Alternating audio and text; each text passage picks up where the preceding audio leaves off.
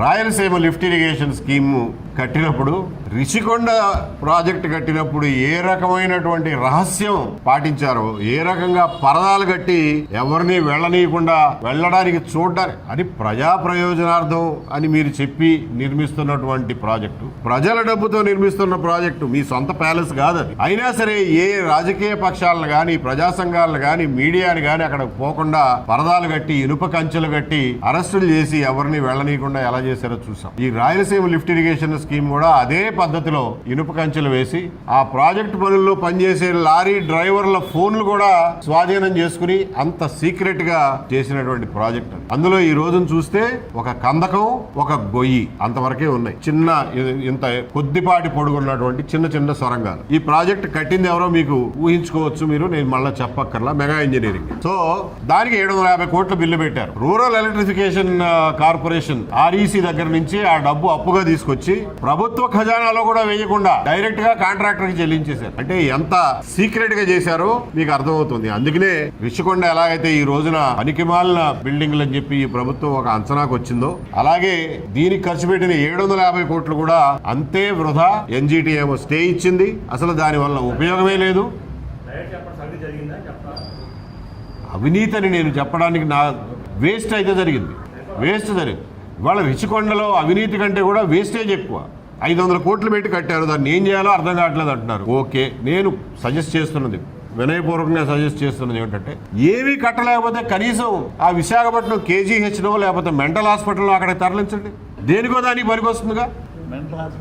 Mental hospital తరలించండి. కనీసం ఒక మంచి వాతావరణంలో హాస్పిటల్ నడుస్తుంది. లేదంటారా, పోనీ ఈ సాఫ్ట్వేర్ వాళ్ళకి ప్రాజెక్టులు ఇస్తున్నారు, కొన్ని అద్దె భవనాల్లో ఉంటున్నారు వాళ్ళనే వచ్చి 4 రేకులు కట్టుకుని, పార్టిషన్లు కట్టుకుని అక్కడ స్టార్ట్ చేయమనండి. దేనికో దానికి ఉపయోగించండి. లేకపోతే 500 కోట్లు వృధా. దానికి కరెంటు ఖర్చు దండగా.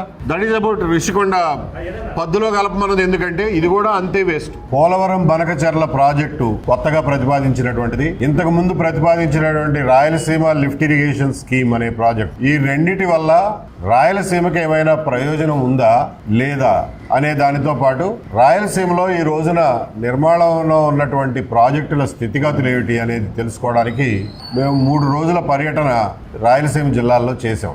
3 రోజులలోనూ ప్రాజెక్టులన్నీ చూసి అక్కడ ఇంజనీర్లతోనూ, స్థానిక ప్రజా సంఘాలతోనూ, ప్రజలతోనూ, రైతులతోనూ, దశాబ్దాలుగా రాయలసీమ నీళ్ల గురించి పోరాడుతున్నటువంటి సంస్థలతోనూ, స్థానికంగా ఉన్న మీడియాతోనూ మాట్లాడిన తర్వాత మేము వచ్చినటువంటి కంక్లూజన్స్ ఏమిటంటే, పోలవరం బనకచెర్ల ప్రాజెక్టు వల్ల రాయలసీమకి 5 పైసలు కూడా లాభం ఉండదు.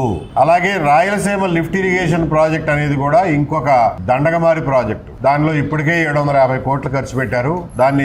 దాని మీద నేషనల్ గ్రీన్ ట్రిబ్యునల్ స్టే విధించింది, పనులు ఆగిపోయినాయి. దాన్ని ఇంకా ముందుకు తీసుకెళ్లాలంటే ఇంకొక 3000 కోట్లు ఖర్చు పెట్టాలంటున్నారు. దానివల్ల కూడా ఏం ఉపయోగం లేదు, దాని అవసరం కూడా లేదు. ఇప్పటి వరకే దండగ చేసినటువంటి ఖర్చుని రుషికొండ పద్దులో రాసేసుకోండి అని చెప్తున్నాం. ముఖ్యంగా మేము గమనించింది ఏమిటంటే, రాయలసీమకి ఈ రోజున నీటి కరువు లేదు, అంటే నీటి లభ్యత కరువు లేదు, నీటి పారుదల కరువు మాత్రం ఉంది. ప్రాజెక్టులు దశాబ్దాల తడబడి ఆలస్యం అవడం, ఖర్చు పెట్టాల్సినటువంటి నిధులు వివేకంతో ఖర్చు పెట్టకపోవడం, పనులు సమాంతరంగా చేయకపోవడం వల్ల ఈ రోజున కొన్ని ప్రధాన కాలువల పనులు పూర్తవుతున్నాయే తప్ప రిజర్వాయర్లు పూర్తిగా నిండడం లేదు, పొలాల్లోకి నీరు కూడా పారడం లేదు. కాబట్టి రాయలసీమకి ఈ రోజున నీటి లభ్యత విషయంలో కరువేమి లేదు, నీటి పారుదల విషయంలో మాత్రం ఖచ్చితంగా కరువు ఉంది. రాయలసీమ రైతులకి, రాష్ట్రంలోని ఉన్న ఇతర ప్రాంత రైతులకి ఏ రకమైన వైరుధ్యాలు లేవు. రైతులు ఎక్కడున్నా సరే అందరూ రైతులే, అందరూ సమానంగానే ఇబ్బందులు పడుతున్నారు నీటిపారుదల రంగంలో. తర్వాత ఈ విజిట్ తో సంబంధం లేకుండా మేము చెప్పదలుచుకున్నది ఏమిటంటే, పోలవరం బనకచెర్ల ప్రాజెక్టు వల్ల తెలంగాణకు వచ్చిన నష్టం ఏమీ లేదు. తెలంగాణ ప్రజలకు ప్రత్యేకంగా విజ్ఞప్తి చేస్తున్నాం, మీరు మీ రాజకీయ నాయకులు చెప్పే మాటల్లో పడి కొట్టుకుపోకండి. దానివల్ల తెలంగాణకు వచ్చే నష్టం ఏమీ లేదు. కానీ పోలవరం బనకచెర్ల ప్రాజెక్టును నిర్మిస్తే నష్టం వల్ల ఆంధ్రప్రదేశ్ ప్రజలకే. ఎందుకంటే ఇది ఇంకొక కాళేశ్వరం లాగా ఆంధ్రప్రదేశ్ ప్రజల మెడలో గుదిబండ కాబోతుంది. ఇది మేము విస్పష్టంగా చెప్పదలుచుకున్నాం. పెండింగ్ లో ఉన్నటువంటి ప్రాజెక్టులు, డిస్ట్రిబ్యూటరీలు, బ్రాంచ్ కెనాల్స్, పంట కాలువలు గనక పూర్తి చేస్తే 1,50,000 కోట్ల నుంచి 2 లక్షల కోట్ల వరకు సంపద సృష్టి జరిగే అవకాశం మన చేతుల్లో ఉంది. అంతేకాకుండా కనీస పక్షాన 15 లక్షల ఉద్యోగాల సృష్టి జరిగేటటువంటి అవకాశం మన చేతుల్లోనే ఉంది. అది కూడా ఎకరానికి 1,00,000 నుంచి 1,50,000 రూపాయలు ఖర్చు పెట్టడం ద్వారా. దీన్ని ప్రథమ ప్రాధాన్యంగా తీసుకోకుండా 8,000 కోట్ల పెట్టుబడి, 10,000 ఉద్యోగాలు అని పరిగెత్తడం కంటే కూడా ముందుగా మొట్టమొదటిగా వ్యవసాయక ప్రధానమైనటువంటి ఈ రాష్ట్రాన్ని బాగు చేయాలంటే, ప్రజలకి ఉపాధి కలగాలంటే మొట్టమొదట ఖర్చు పెట్టాల్సింది ఇరిగేషన్ రంగంలో అని చెప్పి మేము చాలా బాధ్యతగా ప్రభుత్వానికి సూచిస్తున్నాం. దీనికి కావలసినటువంటి ఖర్చు కూడా పెద్ద మొత్తంలో ఏమీ లేదు. మా ప్రాథమిక అంచనాల ప్రకారం 15 నుంచి 20,000 కోట్ల రూపాయలు నిధులు సమీకరించి పనులన్నిటినీ సైమల్టేనియస్ గా సమాంతరంగా పరుగులెత్తిస్తే 3-4 సంవత్సరాల్లోనే ఈ ప్రాజెక్టులు అన్నీ పూర్తయి ప్రతి ఎకరానికి నీరు వెళ్ళేటటువంటి అవకాశం ఉంది.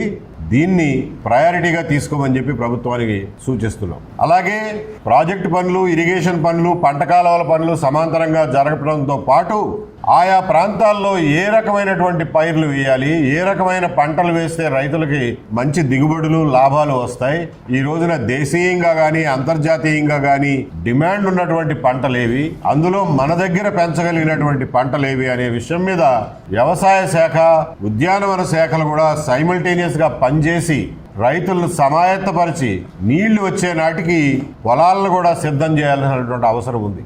ఈ రోజున డిపార్ట్మెంట్లన్నీ ఎవరికి వారే యమునా తీరే అని పనిచేయడం వల్ల ఇరిగేషన్ డిపార్ట్మెంట్ ఏం చేస్తోందో అగ్రికల్చర్ డిపార్ట్మెంట్కి తెలియదు, నీళ్లు ఎప్పుడు వస్తాయో రైతులకు తెలియదు, పొలం ఎప్పుడు సిద్ధం చేసుకోవాలో ప్రజలకు తెలియదు, ఏం పంటలు పండించాలో అనే అవగాహన లేదు. కాబట్టి ఈ పనులన్నిటినీ సమాంతరంగా టేకప్ చేయాల్సినటువంటి అవసరం ఉంది. దీనికి అయ్యే ఖర్చు కూడా భరించరాని ఖర్చు ఏమీ కాదు. నేను అన్నట్టు 15-20 వేల కోట్ల రూపాయలు సరిపోతాయి. 80,000 కోట్లతో ఒక గుదిబండను మెడకేసుకుందాం అనుకునే ప్రభుత్వం ఈ 15-20 వేల కోట్ల రూపాయలు సమీకరించడం వారికి కష్టమేమీ కాదు. మనకి ఒకప్పుడు ప్రత్యేక ప్యాకేజ్ అన్నారు, వెనుకబడిన ప్రాంతాల అభివృద్ధికి ప్రత్యేక నిధులు అన్నారు, ఈఏపీ ప్రాజెక్టులు అన్నారు. కాబట్టి ఎక్స్టర్నల్లీ ఎయిడెడ్ ప్రాజెక్టు ద్వారా కానీ కేంద్ర ప్రభుత్వం నుంచి వెనుకబడిన ప్రాంతాల అభివృద్ధి కోసం తేవలసినటువంటి ప్రత్యేకమైన ప్రాజెక్టుల ద్వారా కానీ ఈ నిధులను సమీకరించుకుని పనులన్నిటినీ సైమల్టేనియస్ గా చేయటం సాధ్యం. కాంట్రాక్టర్లకు కొదవలేదు, నిధులుంటే కాంట్రాక్టర్లు పరిగెత్తుకుంటూ వస్తారు. కిందటి సంవత్సరంలో 3,600 కోట్లు కేవలం హంద్రీనివా ప్రాజెక్టు మీద ఖర్చు పెట్టామని చెప్పి గవర్నమెంట్ చెప్తోంది. చాలా సంతోషం, అభినందించాల్సినటువంటి విషయం. జగన్మోహన్ రెడ్డి గారి ప్రభుత్వ హయాంలో నీటిపారుదల రంగం పూర్తిగా నిర్లక్ష్యానికి గురైంది.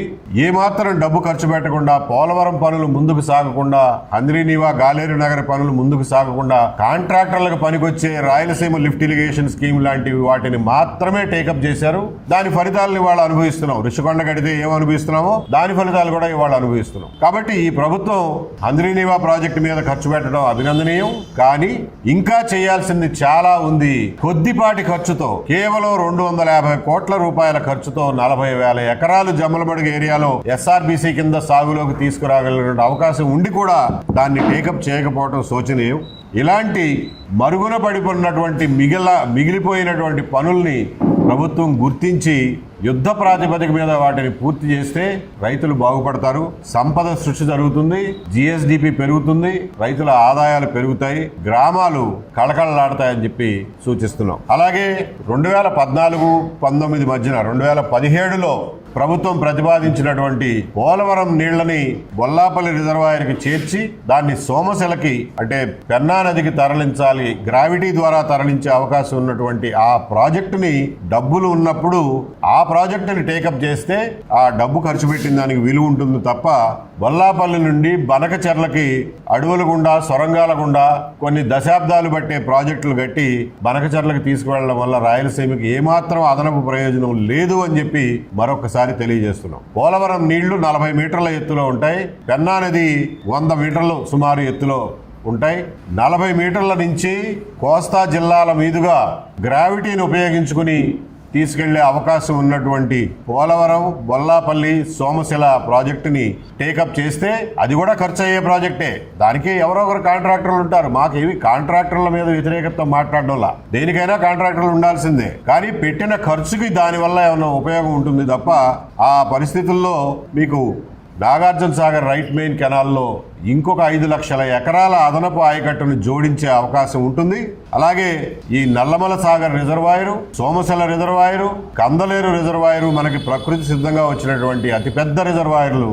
వాటిని గోదావరి నీళ్లతో నింపుకుంటే కోస్తా జిల్లాల్లో ఉన్నటువంటి మెట్ట ప్రాంతాలకి నీటి కరువు లేకుండా ఉంటుంది అని చెప్పి ఆలోచించమని చెప్తున్నాం. ప్రజలందరూ కూడా ఎప్పుడైనా మేము ఈ విషయాలన్నీ చెబుతున్నప్పుడు భౌగోళిక పరిస్థితులు కానీ ఆంధ్రప్రదేశ్ మ్యాప్ అందరికీ గుర్తుంటుంది, కానీ అందులో ఏ ప్రాంతాలు ఎంత ఎత్తులో ఉన్నాయి సముద్ర మట్టానికి అనే అవగాహన ఉండదు. కాబట్టి మ్యాప్ ముందు పెట్టుకుని మేము చెప్పే విషయాల్ని జాగ్రత్తగా ఆలోచించాల్సిందిగా ప్రజలందరికీ విజ్ఞప్తి చేస్తున్నాం. చదువుకున్న వాళ్ళకి, ప్రజలందరికీ పోలవరం నీళ్లని ఎప్పుడైనా సరే ఉపయోగించుకోవాలంటే ఎవరెస్ట్ శిఖరం మీదకి తీసుకెళ్తే పంపులు ఉన్నాయి కదా, పంపులు సప్లై చేసే కాంట్రాక్టర్లు ఉన్నారు కదా అని చెప్పి అందరాని ఎత్తులకి తీసుకెళ్లడం వల్ల ఏమీ ఉపయోగం ఉండదు. పోలవరం నీళ్లని ఎప్పుడైనా సరే నాగార్జున సాగర్ కంటే దిగువ ఉన్నటువంటి కాంటూర్లు 160 మీటర్ల కంటే దిగువ ఉన్నటువంటి కాంటూర్లకు తీసుకెళ్ళినప్పుడు మాత్రమే వాటిని లిఫ్ట్ చేయడానికి, ఎత్తిపోయడానికి అవసరమైనటువంటి కరెంటు ఖర్చులు, ప్రాజెక్టు ఖర్చులకి ఒక రకమైనటువంటి అర్థం ఉంటుంది, దానివల్ల ప్రయోజనం ఉంటుంది తప్ప ఎక్కడో 360 మీటర్ల ఎత్తి దాన్ని తీసుకెళ్లడం వల్ల అది ఉపయోగకరము కాదు, ఎకనామికల్గా ఫీజిబుల్ కాదు, వయబుల్ కాదు, సస్టైనబుల్ కాదు.